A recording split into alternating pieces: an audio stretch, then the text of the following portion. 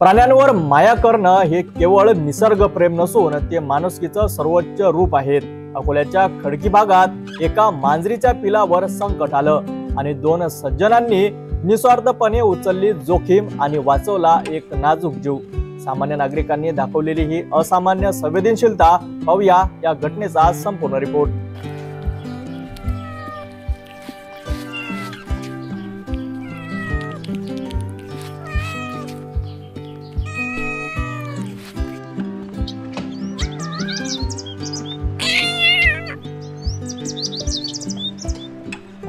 अकोल्यातील खडकी भागातील एका घरच्या गच्चीवर एका मांजरीने दोन गोंडस पिल्लांना जन्म दिलाय। काही दिवस आनंदात गेले, परंतु अचानक एके दिवशी मांजरीने अनोख्या स्वरात ओरडणं सुरू केलंय। संगदास वानखडे जिल्हा परिषदेचे शिक्षक आणि त्यांची पत्नी भारती वानखडे यांनी आवाजाचा शोध घेतला आणि त्यांना दिसलं मांजरीचं एक पिल्लू गच्चीवर असलेल्या पाईप मध्ये अडकलेलं आहे। पाईपच्या आतून नाजूक आवाज ऐकू येत होता।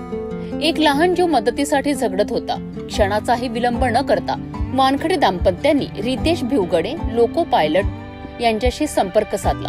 त्यानंतर संगदास वानखडे आणि रितेश भिवगडे यांनी भर उन्हात कोणताही अधिकार नसताना कोणताही फायदा न बघता केवळ माणुसकीच्या नात्याने पाईपच्या आत अडकलेल्या पिल्लाला मोठ्या काळजीपूर्वक बाहेर काढलाय। अनेक मिनिटांच्या प्रयत्नानंतर पिल्लू सुरक्षित बाहेर आला आणि थेट आईच्या कुशीत शिरलं। या घटनेनंतर परिसरात कौतुकाचा वर्षाव होतोय। माणुसकी अजूनही जिवंत आहे हे अकोल्यातील या घटनेने पुन्हा सिद्ध केलं आहे।